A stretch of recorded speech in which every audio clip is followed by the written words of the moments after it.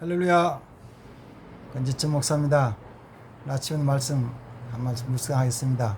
사무엘상 오늘 16장 마지막 절 23절 말씀 보겠습니다. 하나님께서 부리시는 악령이 사울에게서 이를 때 다윗이 수금으로 들고 와서 손으로 탄즉 사울이 상쾌하여 낫고 악령이 그에서 떠나더라. 아멘. 사울이 왕이 되어 가지고 있는 동안에 왕이 된 다음에 이제 하나님 말씀에 순종하지 않았죠. 그때 하나님이 하나님의 영은 떠나시고 악령이 그를 괴롭게 했습니다. 악령이 괴롭히니까 때로는 불안하기도 하고 두렵기도 하고, 그 다음 또 옆에 사람에게 어떤 때는 막 화를 내고 신경질도 냈겠죠. 그리고 성격이 급해지면서 포악해지기도 하고, 뭐 여러 가지 악령이 활동하는 그 역사가 일어났죠.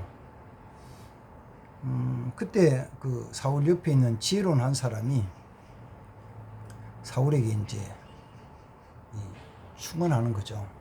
왕이요, 수금을 잘 타는 사람을 데려다가 그 왕 앞에서 수금을 타면은 하나님이 그 악령을 떠나게 하실 수 있습니다 라고 이렇게 아주 충원을 했죠. 그 말을 들은 사울이 그럼 남 찾아봐, 이렇게 잘하는 사람 한번 찾아봐. 그래서 찾았더니만은 베들레헴에 있는 이세 아들 양치는 목동 그가 어린 아이가 있는데 수금 잘 탄다고 합니다 라고 이렇게 왕에게 알렸어요. 그랬더니 왕이 데려오라. 그래서 이제 데려온 것이 다윗이죠.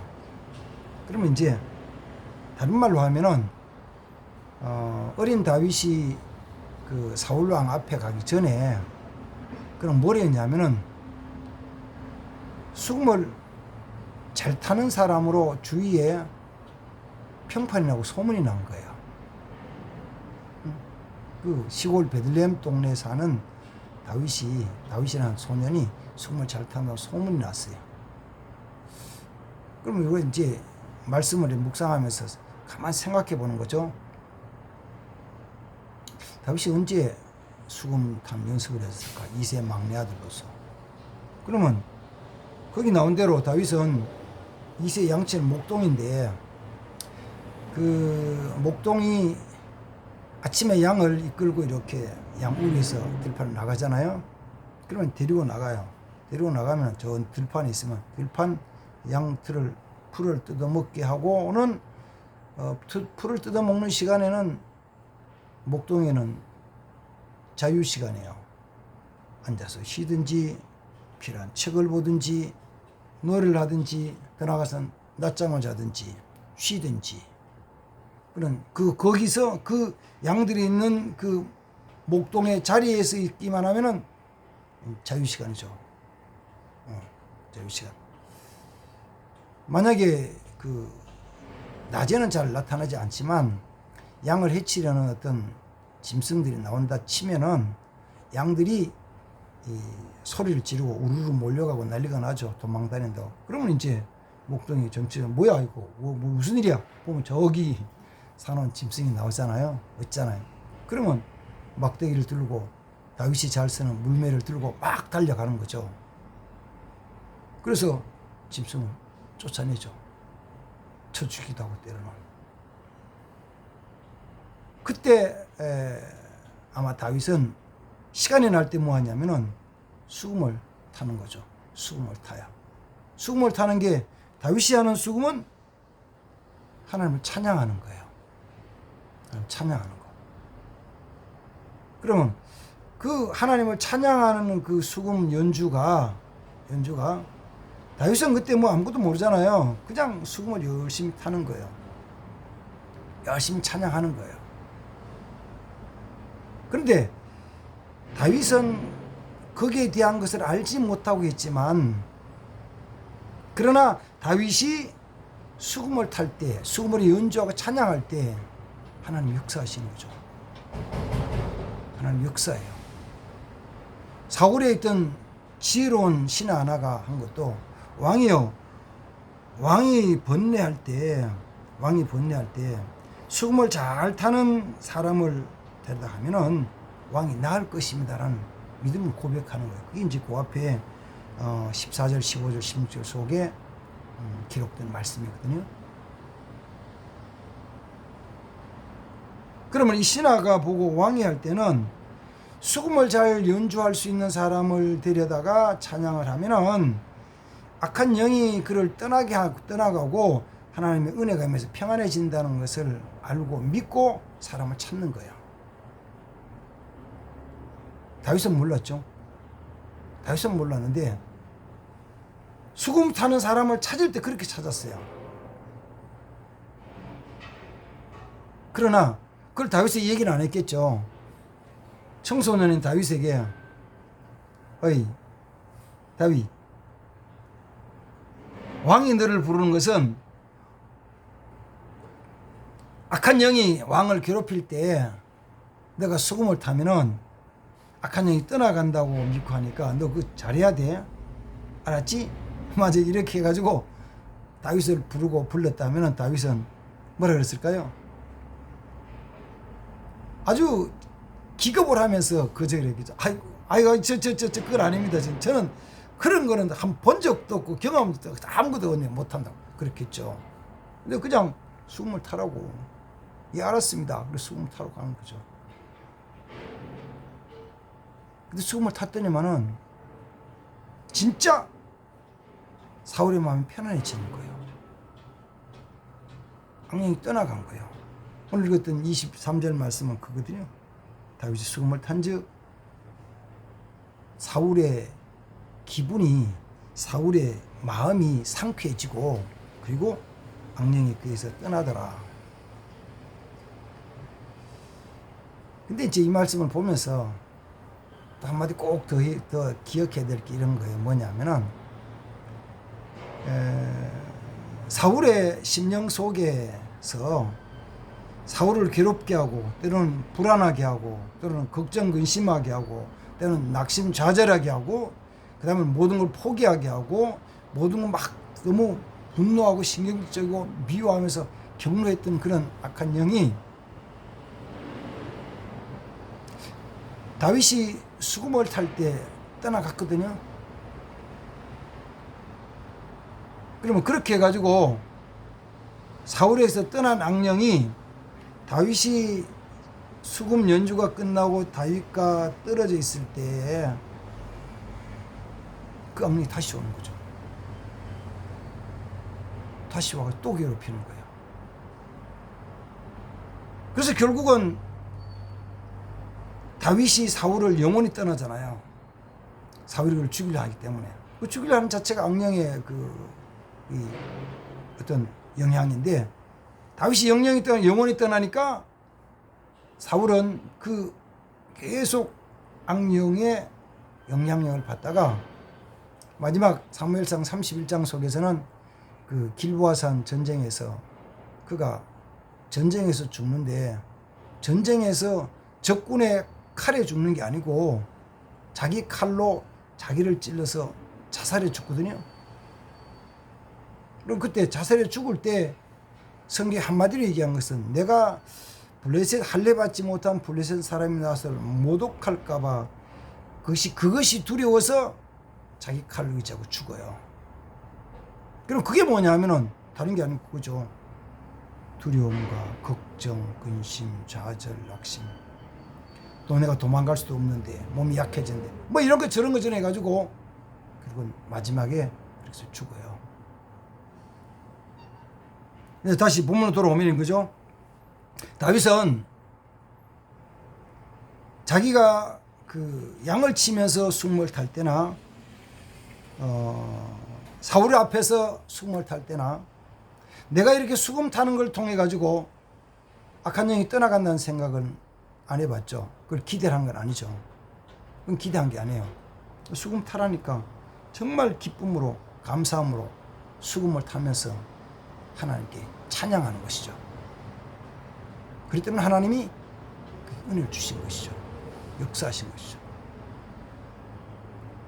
여기서 이제 생각해보면 이런 거죠. 어린 청소년인 다윗이 양을 지킬 때도, 목자 일을 할 때도, 목동 일을 할 때도 그가 양을 아침에 이끌고 나가서 풀밭에 풀을 뜯어먹게 하면 어쨌든 혼자서 수금을 타는 찬양하는 거죠. 그게 단순히 들판에서 양들과 함께 있으면서 다윗이 수금을 탔다는 것만이 아니고, 그로 통해서 뭐냐면은 하나님이 그와 함께 하시고 하나님 역사하심으로 말미암아 양들도 안전하고, 안전할 뿐만 아니라 정말 편안한 가운데 생활할 수 있는 거죠. 그리고 성장하고, 그리고 새끼도 놓고 젖도 나오고 이런 거죠. 내가 뭘 알아서 하는 게 아니라 내가 그렇게 살아가면 하나님은 역사하시는 거예요. 이 찬양에 대한 얘기를 할 때 찬양이 얼마나 귀한 것이냐 그러면은, 이 찬양은 하나님을 기쁘시게 하는 것이잖아요. 그래서 시편 69편 30절 31절 말씀을 보면은 다윗이 고백하기를 내가 주의 이름을 높이고 내가 감사함으로 주를 찬송하리다, 노래하리다. 이것은 황소 곧 뿔이 있는 소 곧 뿔이 있는 황소를 드리는 것보다 하나님을 더 기쁘시게 하는 것이라고. 하나님 기뻐하시는 거예요. 뭐요? 찬양을, 찬송을 기뻐하는 거죠. 그래서 거꾸로 얘기한다면은 악한 영에 시달린 사람, 귀신에 사로잡힌 사람은 찬양을 안 좋아하죠. 싫어하죠. 찬양을 오래 하면 싫어해요. 그래서 교회 안에도 악한 영에 시달린 사람, 귀신에 사로잡힌 사람들은 예배 자리에 앉아서도 찬송을 별로 안 좋아하는 거 있죠. 예를 들면 찬송을 한 곡하고 한 곡을 가지고 반복해서 몇 번 부르거나, 또는 찬송을 여러 곡 계속하면은 아이씨 뭐 찬송만 하냐, 빨리 말씀을 하시지, 말씀해야지, 아이 뭐 이런 거만 해, 아이 뭐 이렇게 지루하게 하냐, 빨리 끝내지, 짧게 하지. 이런 마음을 갖거든요. 한번 생각해 보세요. 그렇게 해서 찬송을 많이 하는 것을 좋아하는 사람이 더 많을까, 찬송을 싫어하는 사람이 더 많을까? 물론 은혜가 넘치는 교회는요, 찬송 많이 하면 좋아하죠. 기도 오래 하면 좋아하죠. 설교 말씀 오래 하면 좋아하죠. 그러나 그렇지 않은 사람은 너무 많아요. 너무 많아요. 저는 요사이 찬송을 새벽에도, 어떤 때는 둘이서, 셋이서, 4명이서 새벽기도 몇 명 안 나왔을 때도 찬송을 한 20분, 30분 하거든요. 찬송가 차례대로 하는 거예요. 1장부터 645장까지 차례대로 하는 거죠. 모르는 거는 배우고 또 세요. 그럼 제가 너무 기쁘고 좋은 거예요. 감사한 거예요. 같이 새벽에 나오면 다 좋아하는 거야. 찬송만 하면 좋아해. 그러나 악한 사단에 잡힌 사람은요, 찬송 많이 하는 거 싫어해요. 또 보세요. 찬송을 싫어한다는 것이 다른 말 하면은, 하나님은 찬송을 기뻐하시는데 하나님이 기뻐하시는 것을 싫어하고 반대하는 것이 악한 영이에요. 그 찬송만이 아니고 똑같죠. 우리의 기도를 하나님 들으시는데, 그걸 기뻐하시는데 우리 기뻐 받으시거든요. 근데 악한 영이 사로잡으면 기도를 많이 하기 싫어요. 기도 간단하게 하세요. 저는 어떤 때는 어떤 모임의 행사에 가가지고, 행사했을 때는 우리 예배 간단하게 드립시다 그러면 어떤 때는 속에서 울컥하며 치명이 있어요. 무슨 예배를 간단하게 드리냐. 마음을 정성을 다해서 해야지. 응? 또 어떤 때는 이런 거 혹시 보신지 모르겠어요. 이런 거. 예배 시간이 다 맞춰가니까 우리 찬송 1절만 부르고 목사님 축도하고 마치겠습니다. 아니 1절하고 2절 3절 하는 찬송 하는 거하고 1절만 하는 거 시간이 얼마나 차이가 나요? 찬송가 보면은요 1절만 하는 거하고 2절 3절까지 하는 거의 차이는 시간이 2분도 차이 안 나요. 한 절을 가지고 1분 동안 하는 찬송이 그렇게 많지 않아. 근데 어떤 때는 좀 간단하게 위해 가지고 1절만 부르고 주기도문하고 마치겠습니다 그래. 에휴 무슨 찬송을 그렇게 하냐. 이거 비슷한 내용 중에 하나가 사실은 제가 이제는 세상을 떠난 고인이 된 사람이지만 그 사람이라면 좀 이상하겠죠. 그 사람이 대통령 취임할 때 우리나라 대통령 취임할 때 그 취임식에 제가 관심을 가지고 한번 시청을 했는데 이러는 거예요. 국민의례 하면서 애국가는 시간 관계상 1절만 부르겠습니다 그래요.